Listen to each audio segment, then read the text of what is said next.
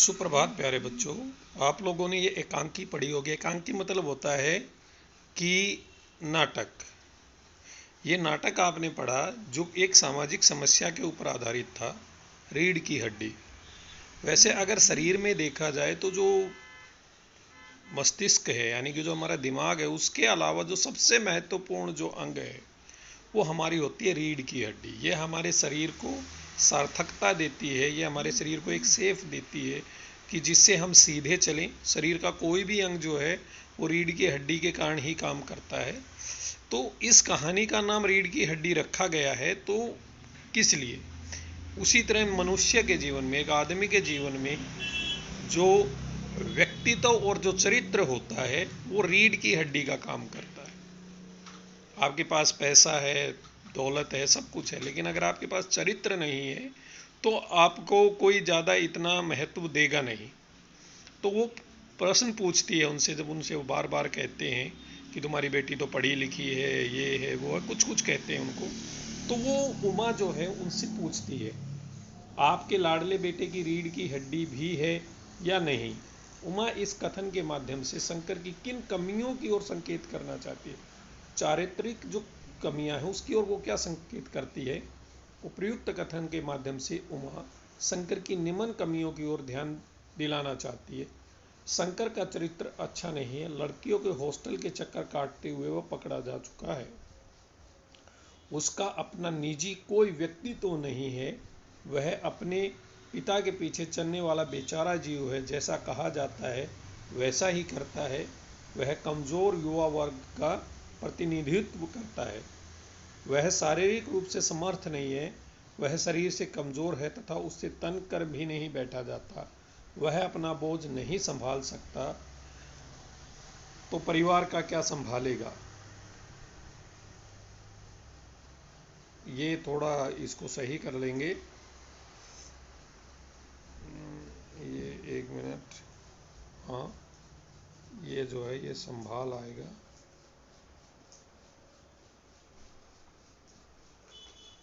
संभालेगा, यहाँ बिंदु आ जाएगा। ठीक है, उसी तरह ये इसमें भी आप कर लेंगे, संभाल। ठीक है।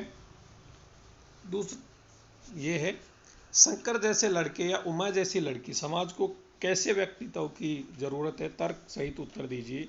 समाज में आज उमा जैसे दृढ़, स्पष्टवादिनी तथा उच्च चरित्र वाले व्यक्तित्व की आवश्यकता है। ऐसी लड़कियां ही गोपाल प्रसाद जैसे दोहरी मानसिकता रखने वाले लालची और ढोंगी लोगों को सबक सिखा सकती है तथा दहेज जैसी कुरीतियों से लड़ सकती है। ऐसी लड़कियों से ही समाज और देश प्रगति कर पाएगा जो आत्मविश्वास से भरी, निडर तथा नई सोच रखती हो। इसके विपरीत शंकर जैसे लड़के समाज के लिए अभिशाप हैं। शंकर जैसे व्यक्ति समाज को कोई दिशा नहीं प्रदान कर सकते, न ही प्रेरणा स्रोत बन सकते, बल्कि वे समाज के लिए बोझ है। जो शंकर जैसा जो व्यक्तित्व है वो प्रेरणा स्रोत नहीं हो सकता, आइडियल नहीं हो सकता किसी के लिए भी।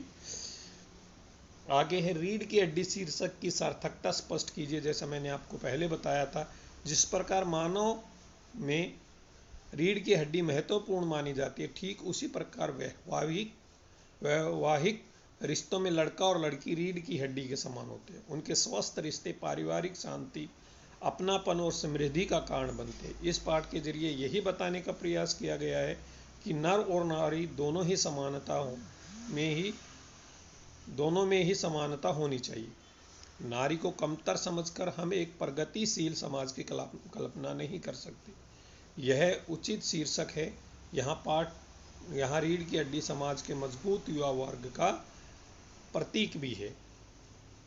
कथावस्तु के आधार पर आप किसे एकांकी का मुख्य पात्र मानते हैं और क्यों? आपने देखा होगा इस कहानी में कई पात्र हैं, परंतु सबसे सशक्त पात्र बनकर जो उभरता है वह उमा ही है।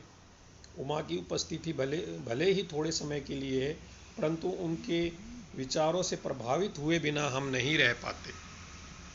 वह हमें बहुत कुछ सोचने के लिए मजबूर करती है। उसकी उपस्थिति नारी समाज को एक नई सोच और दिशा प्रदान करती है।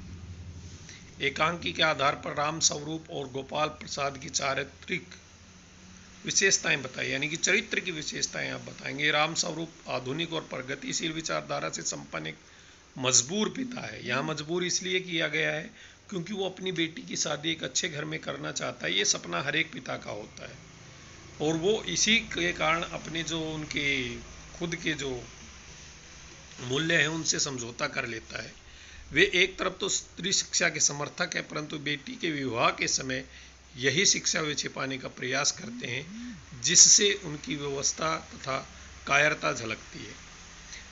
राम गोपाल निहायत चालाक, बड़बोले, लालची और पढ़े लिखे होने के बावजूद स्त्री पुरुष की समानता में अविश्वास रखने वाले दकियानूसी व्यक्ति के रूप में उभरते। दकियानूसी का मतलब होता है जो कुरीतियों से जकड़े हुए हैं, जो आज भी समझते हैं कि नारी जो है वो पैर की जूती के समान है, उसे तो घर के काम ही करने चाहिए। इसी कारणवश वे मेडिकल में पढ़ने वाले अपने बेटे का विवाह कम पढ़ी लिखी लड़की से करवाना चाहते हैं। वे विवाह जैसे पवित्र रिश्ते को भी बिजनेस मानते हैं। इससे उनका लालची स्वभाव पता चलता है।